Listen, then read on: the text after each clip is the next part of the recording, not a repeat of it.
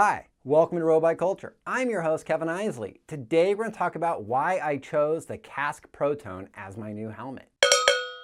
I recently did a review of my last helmet, the Sweet Protection Falconer. For more information on that, check the link below and you can see my review of it. So this is it, the Sweet Protection Falconer. I reviewed it. It's a good helmet, had it for about a year, had a few problems with it. The ride I did immediately after my review, it broke.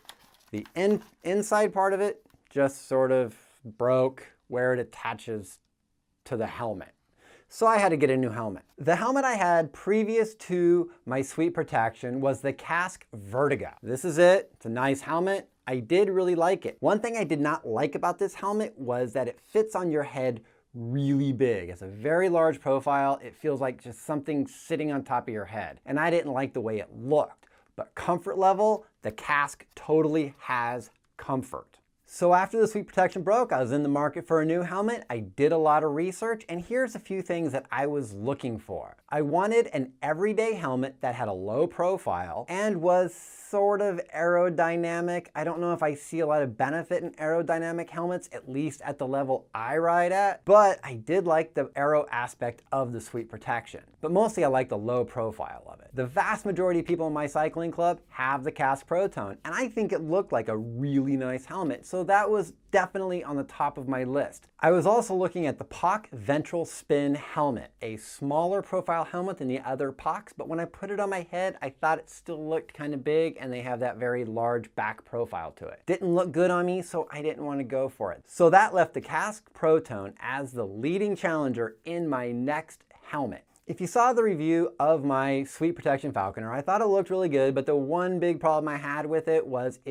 not a very comfortable helmet. Not everybody has this issue with that helmet, but my head is shaped a specific way that fits certain helmets. When I tried on the Kask Protone helmet, it felt really nice. It wasn't just a bunch of hard plastic tightening around my head. They have softeners made out of silicone all around the edges like you can see here, and that adds a lot of comfort as you tighten the helmet onto your head. Another thing I like about Kask helmets is the fastener that attaches it to your head is not just underneath your chin, it's off to the side, and this makes for a really comfortable fit. Surprisingly, this under here, it's not comfortable on long rides, and when you have it set off to the side, you'll notice the comfort right away. The Kask Protone helmet is not a cheap helmet. It comes in at about $300. You can find it online for about $275, but that is still in the upper echelons of helmets. But high-end helmets have a lot of benefits that the lower end helmets do not. The first thing you notice is that the fastener has little tiny clicks. This allows for micro adjustment of the helmet. The next thing you'll notice on this helmet is the part that holds it to your head goes up and down, and it has a wide variety of adjustments. This allows for pinpoint accuracy when you're putting the helmet on your head. On the high end of Kask, the chin strap is made from an antimicrobial, antibacterial leather strap that can be washed separately from the helmet.